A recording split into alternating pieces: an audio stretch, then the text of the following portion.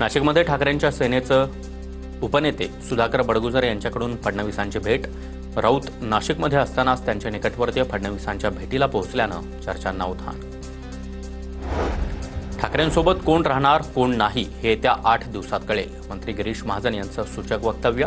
ठाकरे गट जमीनदोस्त होण्याच्या मार्गावर. ठाकरेंचा पक्ष संपवण्यासाठी संजय राऊत पुरेसे, गिरीश महाजनांची टीका. विट्स हॉटेलच्या लिलाव प्रक्रियेतून बाहेर पडणार. मला आव्हान देणाऱ्यांनी लिलावात सहभागी व्हावं, मी त्यांचं स्वागत करतो. मंत्री संजय शिरसाट यांची भूमिका. आम्ही आमच्या 3-4 एकरमध्ये खुश. काचेच्या घरात राहणाऱ्यांनी दुसऱ्यावर दगड फेकू नये. शिरसाट यांच्या आव्हानानंतर अंबादास दानवेंचा गर्भित इशारा. मी आरोप केले नाही, फक्त प्रश्न उपस्थित केले. सत्तेचा गैरवापर करून महाराष्ट्राची लूट करू नका. शिरसाट यांच्या वक्तव्यावर संजय राऊतांची प्रतिक्रिया. कोणती मोठी इंडस्ट्री आहे की शिरसाटांनी बंगला बांधला? कोणत्या व्यापारावर शिरसाट यांनी 72व्या मजल्यावर घर घेतलं? अंबादास दानवे यांचा सवाल. पालकमंत्री येतात जातात, काही अडलंय का? फडणवीसांचं वक्तव्य. तर मंत्रिमंडळाशिवाय देखील काही अडलेलं नाही. फडणवीसांच्या वक्तव्यावर राऊतांचा निशाणा. आयोगाचे सदस्य होण्याआधी पक्षाचे सदस्य व्हा, अशी चाकणकरांची अट. राज्य महिला आयोग हा राजकारण प्रेरित. चाकणकरांनी राजीनामा द्यायला हवा, असीम सरोदे यांची टीका. लाडकी बहीण योजनेसाठी प्राप्तिकर विभागाकडून पडताळणी. राज्य सरकारनं प्राप्तिकर भरणाऱ्या लाभार्थी महिलांच्या कुटुंबाची माहिती मागवली. 2,500हून अधिक लाडक्या बहिणींनी सरकारचे 3,58,00,000 खिशात घातल्याचं समोर. लाडकी बहीण योजना आणली तेव्हा वेळ कमी होता. योजनेत बसत नाहीत अशा काहींनी तेव्हा अर्ज केले, आता ते समोर येत आहेत. अजित पवार यांची प्रतिक्रिया.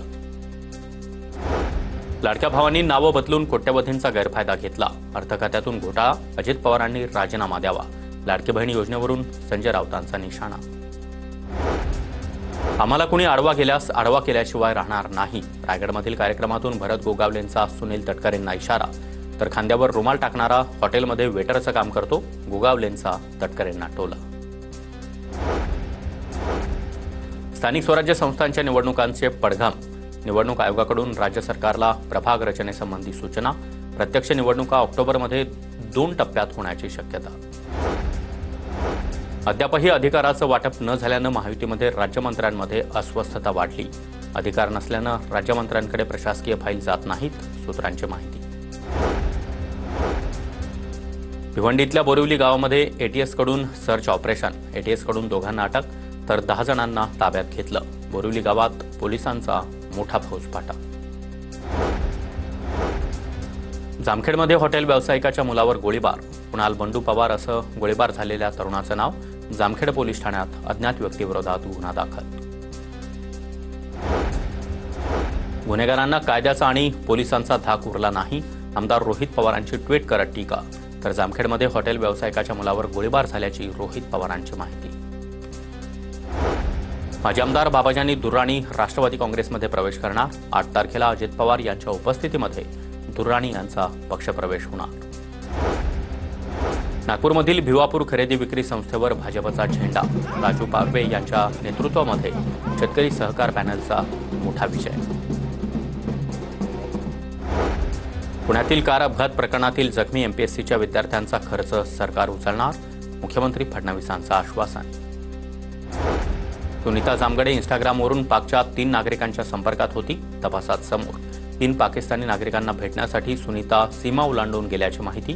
तिन्ही पाकिस्तानी की गुप्तचर यंत्रणेचे एजंट याचा तपास सुरू. सुनीतानं एलओसीवर एकटं सोडलेला तिचा मुलगा नागपुरात पोहोचला.